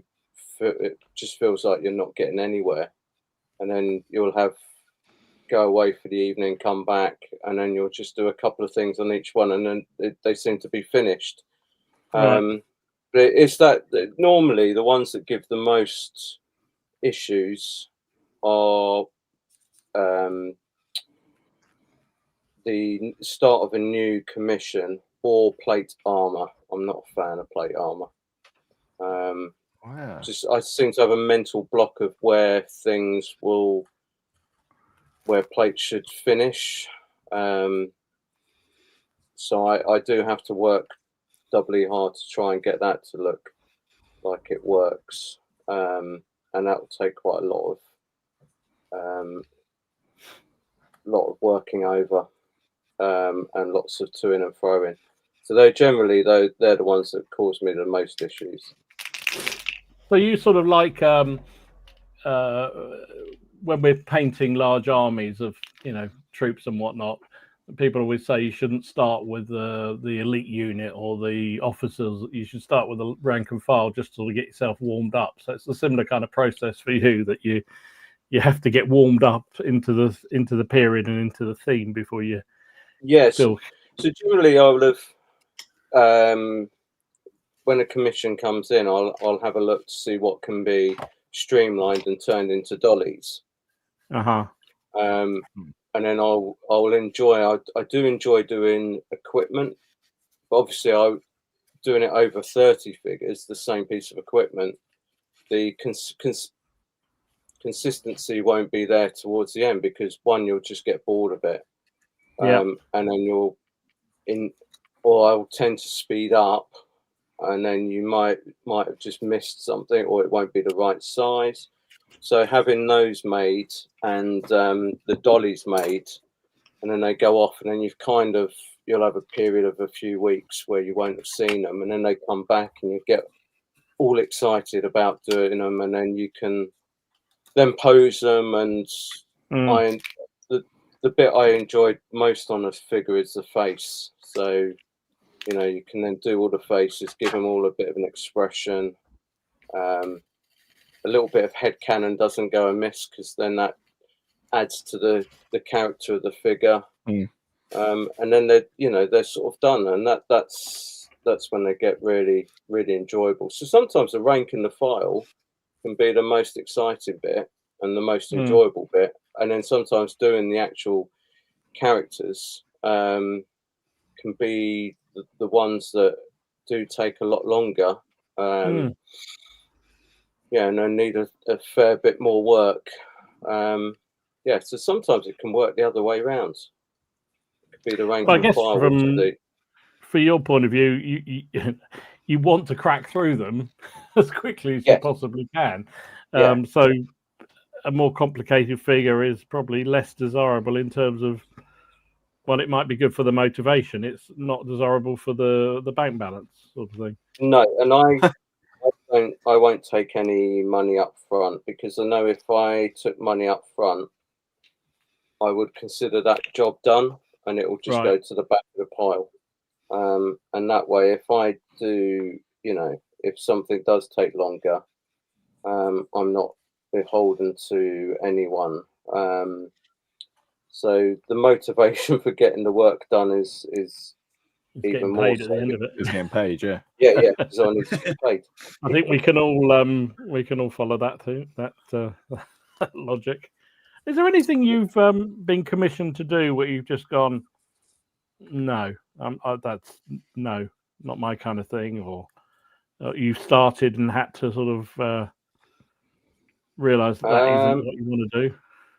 Yeah, there's been one job where it just didn't work out, and that was actually to do some plastic landsnecks. That Michael Anderson ended up doing, because he was more proficient at doing.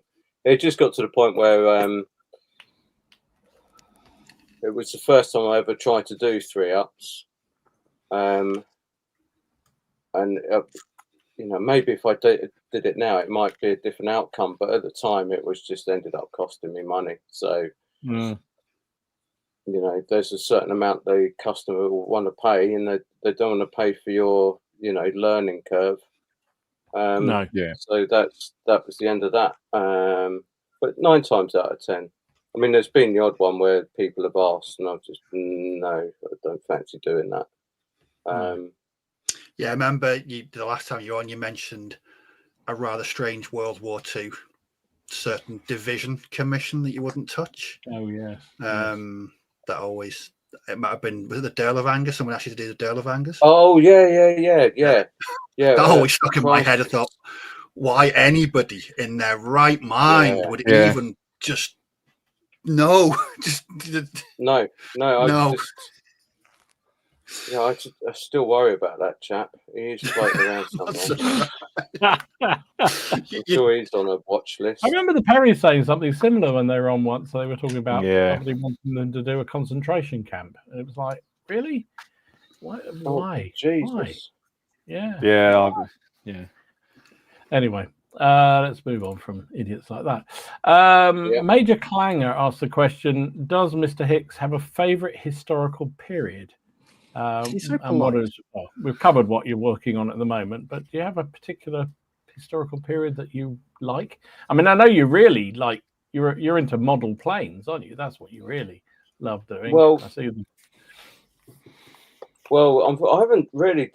I've got, I've got an old Matchbox kit I'm building at the moment, but that's been like that for a couple of months. It's normally something 19th to 20th, mid 20th century that sort of interests me. Mainly British, I think. So mostly, I'm quite into my uniforms. So they're the things that at military museums always, I tend to go and have a look at. But if it's eye-catching, I'll be quite interested in. But mainly sort of Victorian, like Napoleonic through to Second World War, obviously. Anything which is quite well documented. Quite into my British Victorian equipment, just because it's quite innovative at the time compared to most other nations. Can't beat a bit of 1908 pattern web equipment. So all of those things are really, quite interesting. Nice. I think Rowan was concerned about the discussion about semi-nudes. I'm glad you stayed away from swimming news if you're going to sculpt the PCB crew. Yeah. That's for a Zoom chat afterwards, I think, isn't it? Yeah. That's the Patreon specialist stream, isn't it? I think I remember. Well, Ken Stagdo, I think, is the. I'll bring PCP only fans. Geez. James said the metal Landsknechts you did were amazing. Shame they're now with Warlord. There you go. You had one fan. Yeah. Well, the metal ones, they were for Pro Gloria, and then he wanted me to have a go at doing plastic ones. I really enjoyed doing the metal ones. The metal camp followers I thought were some of my favourite ones, but they don't really see the light of day that much. Rich M says, best kind of relationship. You make the figures we love and we buy them, and you make more. Well, that's the ideal. Yeah. Seems to be the virtuous circle, doesn't it? That's for sure. It's like my relationship with the brewery. I like my drink and they make more. Love it. John said, based on a discussion in the sidebar from last week, what are the chances of you sculpting Mitchell and Webb from the He's a Baddie sketch? Oh, that'd be brilliant, wouldn't it? That would be good. Maybe we can have a whip around in the PCP crew to whip round. To fun. Are we the bad? Just what the Are We the Baddies pack? The two of them. Yeah. I love that. James asked a question. Did you do all of Empress's NAM range? Yeah. You did. There you go. Yeah, apart from I think the Water Buffalo and the all the hardware, which is Ian Armstrong. And Richard Humble, I think, did a lot of the vehicles. Like the big stuff, the tanks and that, I think, if I remember rightly. Yeah. But all the figures are mine, yeah. There you go, Paul. There you go, James, sorry.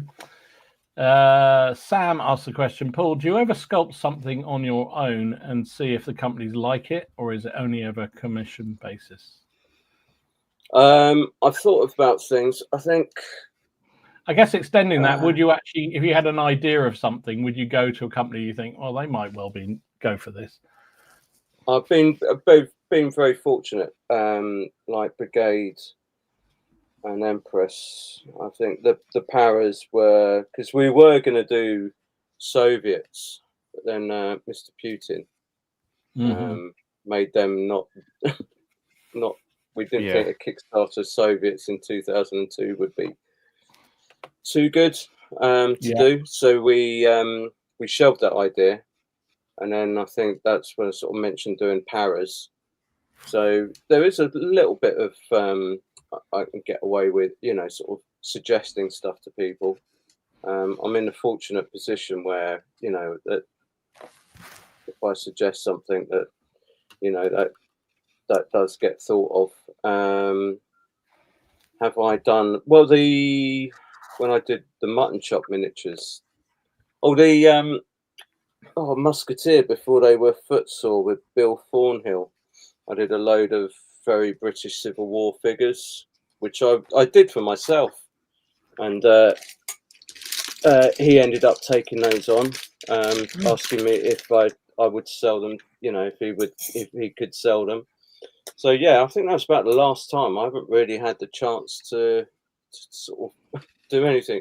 The only thing I had managed to do recently was that large scale Commissar figure I did. But that was a bit.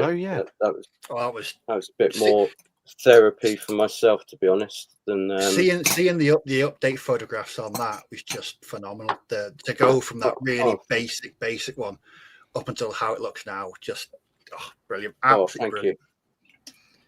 Yeah, no, I was pleased with that because that was sort of the scale that sort of really interested me in figures when I was small. So it was nice to have a go at doing something and it to sort of come out the way I wanted. I would like to do some more of that stuff, but unfortunately it's, you know, finding the time. We'll see. Maybe I'll get to do something else at that sort of similar scale. Tony's making a plea for some range of boas. Cracking moustaches all round, he says. Well, there's a few in the Empress Zulu War range. Oh yeah. I would. Yeah, that would be quite a fun one to do. Fun range to do. Good amount of facial hair is always exciting, isn't it? Yeah. Lots of long beards. Yeah. The 1800s definitely produced the best war facial hair, didn't they? Yes. Yeah. Well, it's hygienic, wasn't it? Stopped you getting cuts while shaving. And I've never had an infection from shaving. So, you know, it works. Conclusive proof it works. There you go. Yeah. Oh, geez.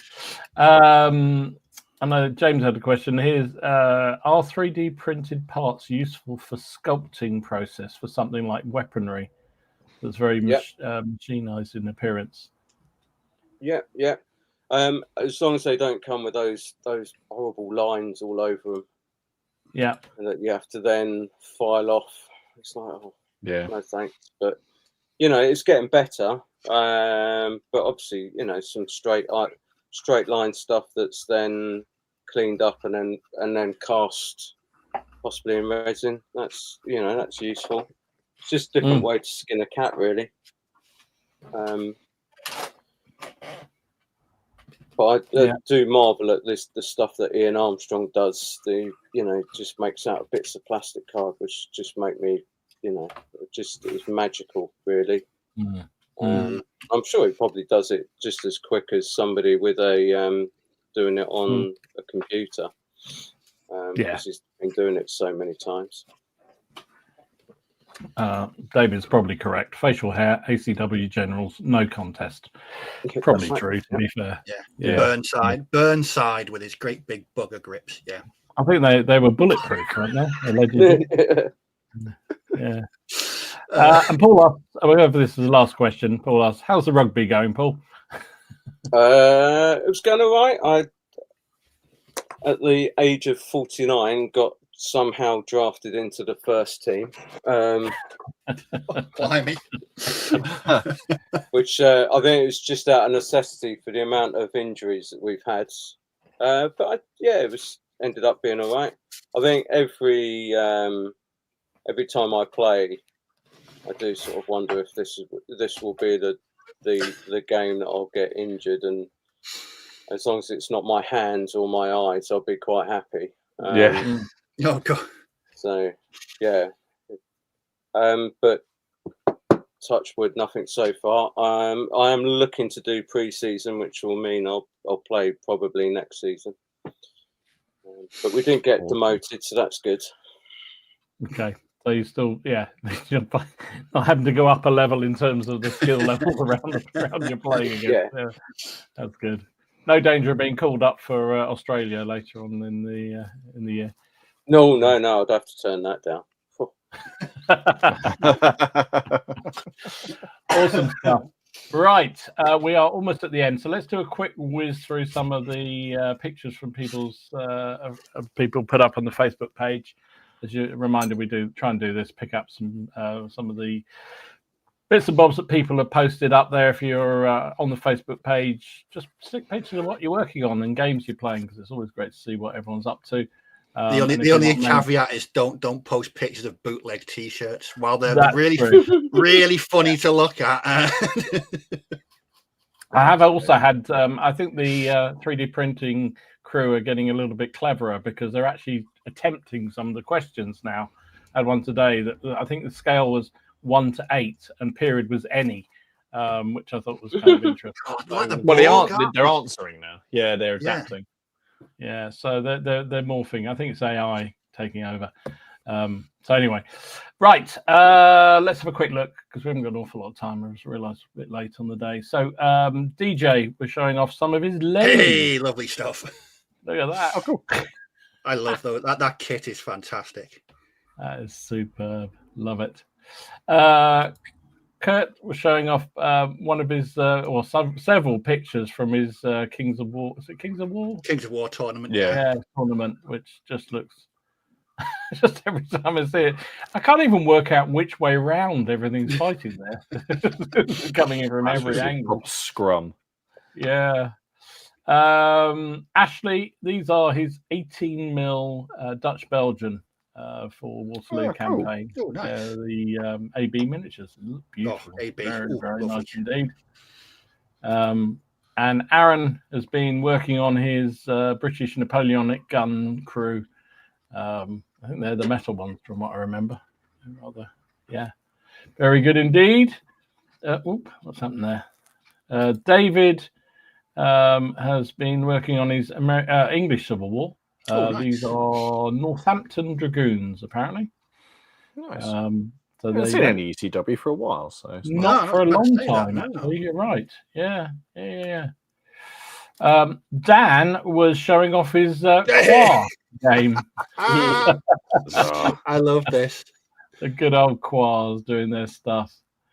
And I think inspired by the talk some time ago about various space games, John was showing off. Yeah. This is what he made from towel bits. Yeah, that's just bits of towel. They look like ships. It's absolutely brilliant. Towel, as in 40k towel, or did you say towel, as in no, bath towel, as in no towel. What you're on about? So they're amazing, really, aren't they? Yeah. Matt, these are his auxiliaries for Midgard. Oh, nice. All spiffing in their green outfits. Love it. And Oliver was showing some of his Italian troops, a mixture of Empress and Warlord, which is great. Yeah, lovely. Like the cannon, very nice. Love the gun. Steve showed off some of his, showed off some pictures from one of his War of the Roses battles, which I think he was playing one of the scenarios from the new supplement from Warlords, and it did look pretty damn good. Very good indeed. Paul didn't manage to get to Partisan because he was playing Crete. So You're invading Crete. Yeah. You had a very busy weekend invading an island. Exactly. Well, some people go there for a holiday, some people invade it. There you go. Hey, we did a whole episode on that, didn't we? We did. And then Tony showing off some good old targets for the 95th. There you go. Absolutely fantastic. Well done, Tony. And then finally, it wouldn't be one of these without something from Warren where I go. Okay. What the flipping heck is that? Wow. The tiger bar doesn't change. That is laughing men. It is the tiger bear. Exactly that. That is laughing men from the Forbidden Psalm, apparently. I mean, it's awesome. I just don't really know what's going on there, but it's probably demonetized the channel straight away. There you go. Content warning. Yeah. So there you go. We are over time. So, next week will be. It's a bank holiday again next week. Bank holiday next week. Yeah, so we're out again. Crikey, we are just really firing on no cylinders at all at the moment. It's fantastic. Exactly. So the week after, we'll be back on Martin's channel. We will be. With what we're going to be talking about. No, I don't know either yet. No. We'll worry about that later. But yes, we'll be back in 2 weeks' time. Remember, the tickets for CrackCon go on sale tomorrow at 6 p.m. All this AM rubbish keeps going on. 6 p.m. UK time. So it remains to say thank you, Paul, very much indeed for coming on tonight. Really, hanging out with us. Yeah. Thank you for having me. Great having you hanging out with us and hearing about some of your stories, what you've been up to. Much appreciated. And thanks for all the temptation for us to spend our money. Well, thank you for keeping my lights on. Thank you. We'll always do our best around here. Awesome. Everybody have a really good week. Thank you very much for watching and joining us tonight. And we'll see you in 2 weeks' time on Martin's channel. Stay safe, stay well, and may your dice roll up or down, depending on what you want. Bye-bye. See you all soon. Bye-bye. Cheers. Bye-bye.